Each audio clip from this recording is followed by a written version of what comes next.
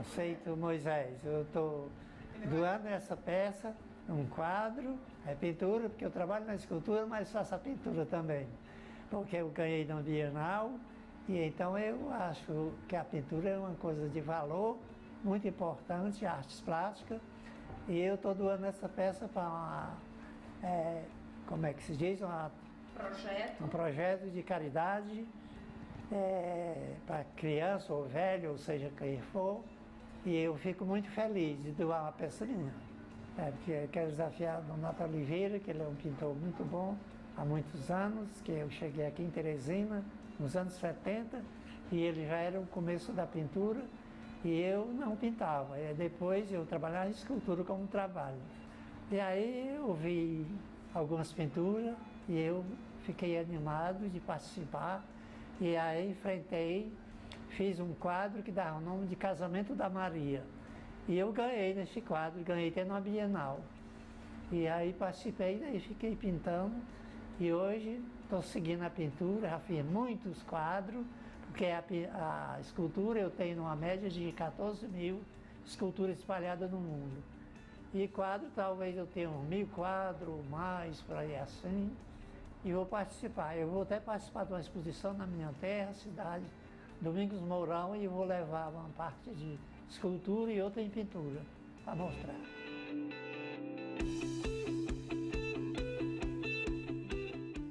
Agora vamos apresentar para vocês o cordel, sem dúvida, um dos principais símbolos da cultura do Nordeste. No Piauí a gente tem adeptos, seguidores e pessoas que ajudam bastante na divulgação, como o seu Raimundo, que está aqui, vai falar um pouco da história para a gente. A Luzinete, segundo ela, é iniciante, mas ela já está produzindo livros. E tem também o seu Joames. E eu quero saber um pouco, hoje a gente tem muito cordel no Piauí, como é que está essa fase de produção? Não, infelizmente não tem, a produção não é muito grande, né? Agora existe uma esperança muito grande de se produzir cada vez mais, inclusive com uma oficina que a gente trabalha, onde ensina os participantes como é construir uma estrofe, como é que faz. E também um dos objetivos é entrelaçar os estilos de artes. Então a gente ensina o cordel, ali tem um pouco de português, de redação, tem um monte de coisa que você aprende ali, da disciplina. E eu queria juntar na oficina também a música, né? Eu queria juntar a xilogravura, tá? E aí todo mundo junto se torna mais forte. Eu acredito que a produção fica mais facilitada, vamos dizer assim, né? Porque às vezes você faz um cordel e não tem quem faça a capa. Aí você, sabe, morre ali. Então se tem quem faz a capa, se tem quem possa apresentar cantando e tal, você fica mais motivado. E agora, né, que aconteceu o registro, né, do cordel como patrimônio da cultura brasileira, eu acredito que vai motivar muito mais as pessoas a se interessar, a querer fazer, tá certo? É uma conquista recente, né, seu Raimundo? É recente, agora faz um longo tempo que começou. Sim. Aproximadamente em 2010, a Academia Brasileira de Literatura de Cordel deu entrada no processo pedindo reconhecimento, né? Isso no IFAM, Ministério da Cultura, e aí começou a partir dali. Aí começaram a pedir documentos, né? A gente começou fazendo baixa-assinada e tal, e aí vai para frente, muda o ministro. E aí depois de baixa-assinada, eles falaram, não, tem que fotografar os poetas e trazer alguma coisa que eles produziram, né? A gente fez tudo isso. Para isso o IFAM já foi facilitando alguma coisa também.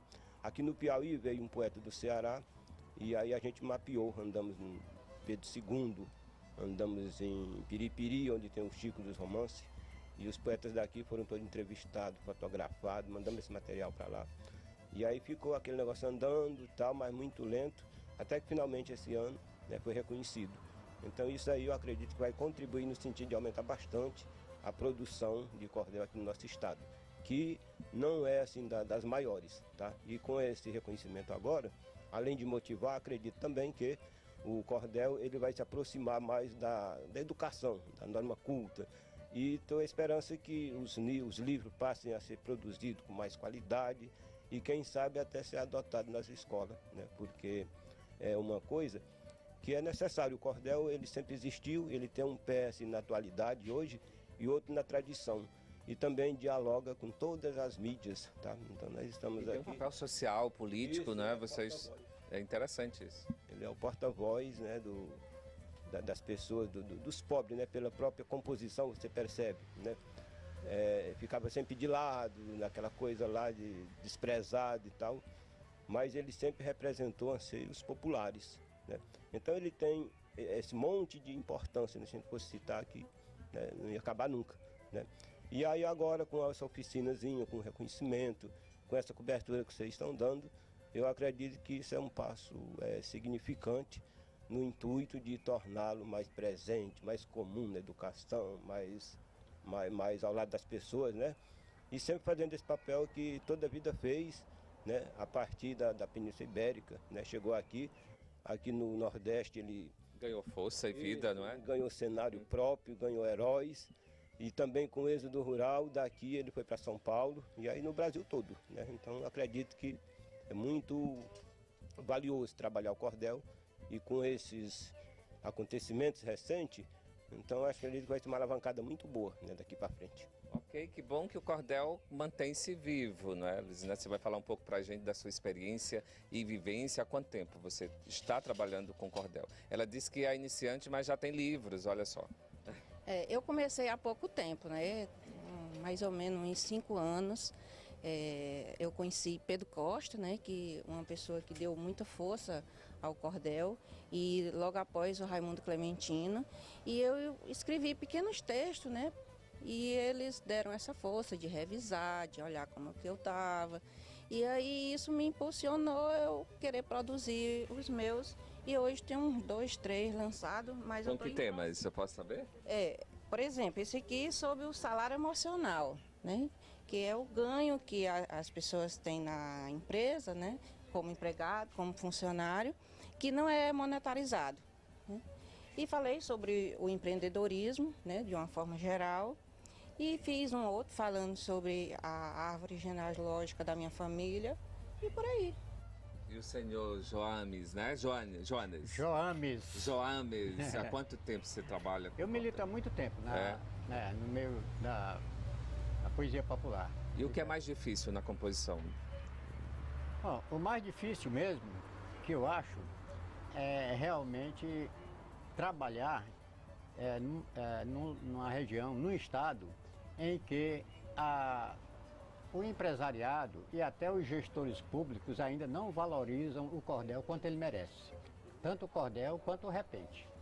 Esse é o entrave maior que nós sentimos aqui no Piauí. Sim. E você já trabalha há quanto tempo, então? Eu já trabalho há mais de 20 anos. Mais de 20 anos? Já. Muitos livros, então? Já Muitos tenho... cordéis, né? Não, tenho livros também. Tem livros também?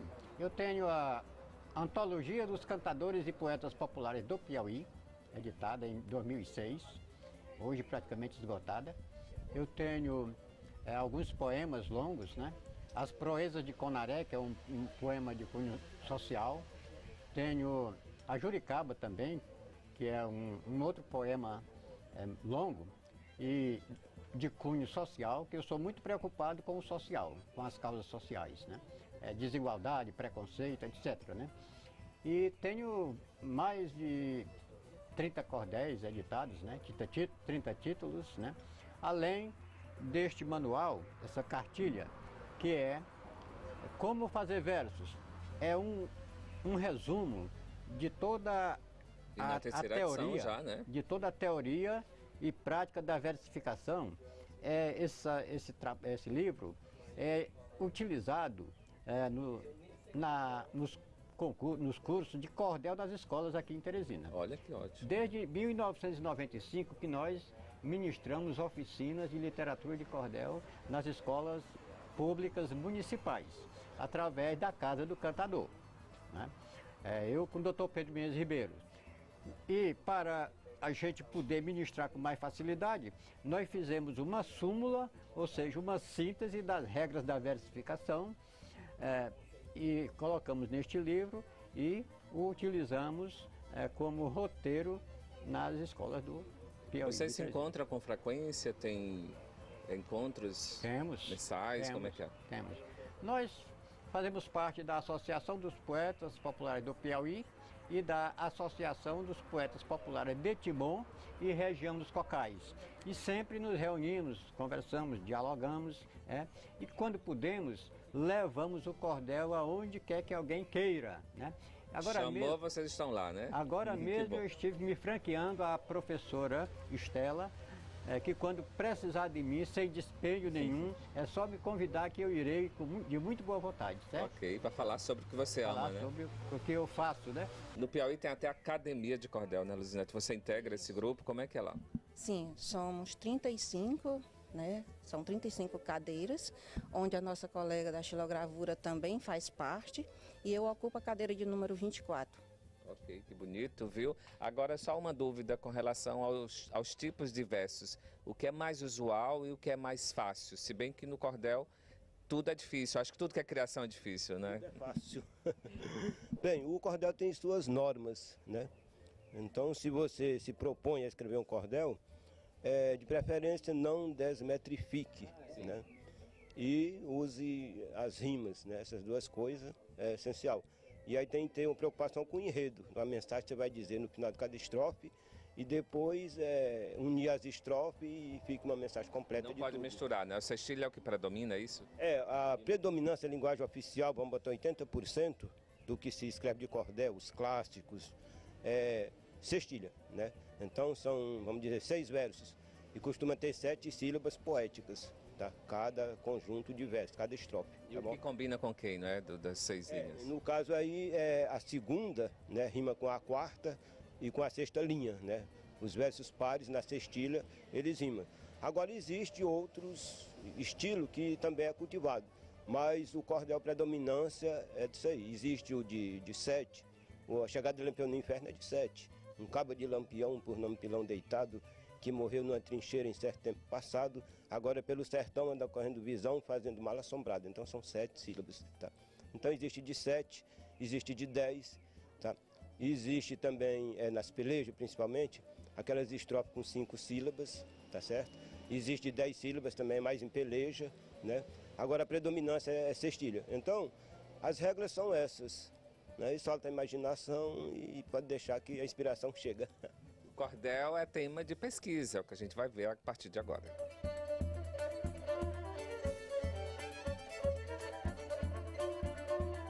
Então, gente, o cordel, além das ruas, ele está também na academia, o que a gente vai ver através da Estela Viana, que é professora, e o doutorado dela foi essa temática, uma cartografia, ou seja, um mapeamento do que se produz em termos de cordel no Piauí.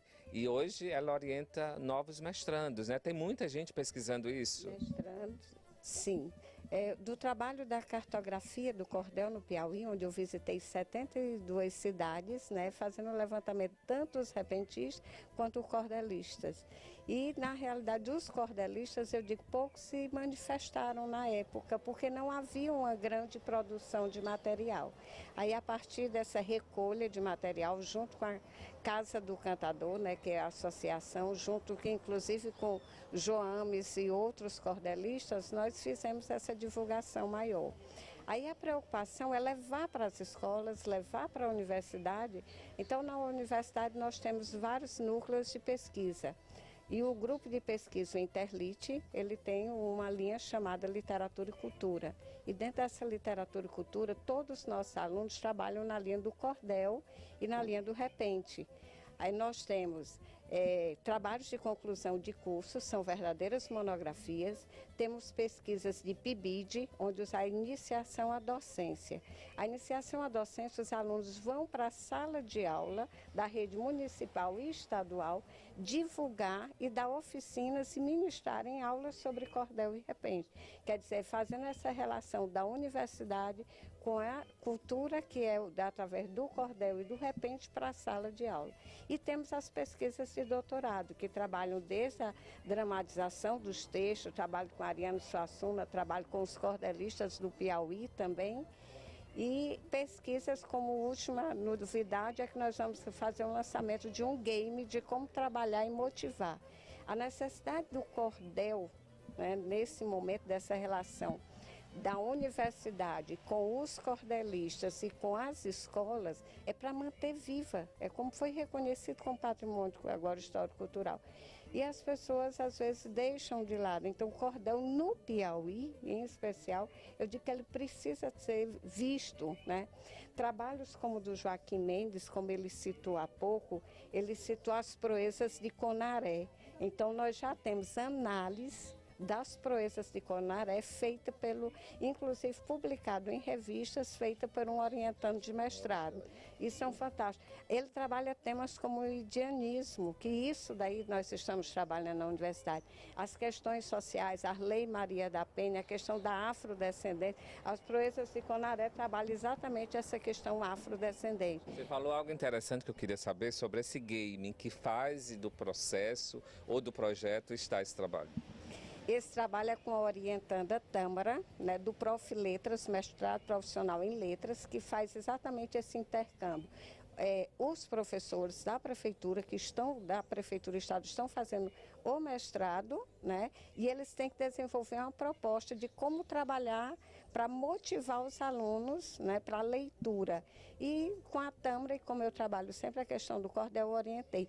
O que nós podemos fazer, Tâmara, de diferencial para levar, porque já levamos as oficinas, nós levamos a leitura dos folhetos, que eu acho que é o mais importante, fazer com que os alunos leiam, né, que é trabalhar o gênero textual cordel. E a novidade que vai ser lançada agora, né, vai ser um game onde se trabalha rimas, onde se trabalha memória, onde trabalha quiz. Então, a história do Quando cordel... esse lançamento, professora? Já estou curioso aí. Esse lançamento está proposto para fevereiro, agora de 2000, através da UESP, do Prof. Letras da UESP. Então vai ser um game onde vai ter toda a participação. E é importante, todos os cordéis que foram utilizados no game são todos de autores piauienses. Sul, norte, qual das regiões do Piauí existe mais cordelistas? Você falou que visitou 72 municípios, não é isso? Na época da minha pesquisa, eu fiz na pegada dos tropeiros, né, que peguei da região, a divisa ali com Pernambuco, né, o Ceará, pegando Marcolândia, aí vendo por aquela região de Oeiras, né, Picos. Eu acho que aquela região ali, voltando para o meio norte até a região de Campo Maior, partindo por Teresina. Então eu fiz assim da época da colonização do Piauí, né? Então eu fui na pegada dos tropeiros. E você constatou que o cordel está vivíssimo, é isso? Muito vivo. Ele precisa dessa divulgação maior para essa nova geração, para que isso não fique, digamos assim, eu sempre pergunto a eles, nós precisamos de cordelistas novos. Temos a nova geração, a Lucinete iniciando agora. Temos dentro das próprias oficinas alunos da UESP. O Ivo Marcelo, que é um ex-aluno, que hoje é cordelista. O Cássio, que é um ex-aluno e hoje são cordelistas. Quer dizer, na própria prática de sala de aula, nós temos os alunos e temos os orientandos de mestrado ou trabalho de conclusão de curso, virando cordelistas, ou sendo cordelistas. Então agora vamos rimar. A gente vai continuar aqui com os cordelistas e ver realmente se eles são bons na prosa. Eu sei que são, não é? São maravilhosos, tanto os cordelistas quanto os repentistas. É no próximo bloco, primeiros cordelistas, vamos lá. Quem não souber o meu nome, Jó Ames pode chamar. Jó quer dizer paciente, Ames vem do verbo amar, que paciência e amor não podem se separar. O poeta é o ente divinal que nasceu para ornamentar o mundo. Ser poeta é o despertar profundo de um sentimento cheio de forma tal que o belo gera o emocional, tendo a arte como o pano de fundo. Mundo, se eu me chamasse Raimundo, eu queria ser um vátio magistral, trovador no mar de inspiração, onde eu mesmo conduzia a emoção, através do meu verso em toda parte, pois assim é que o poeta vai ser o braço direito de Deus Pai, no exercício legal da sua arte. O cordel é instrumento de estímulo e intenção, por isso, caro leitor, preste aqui atenção. Vou falar do empreendedor como acontece a ação. Falo do empreendedorismo como o centro da questão, mostrando que até em verso é fácil ter a noção, trazendo-lhe o acesso a essa informação.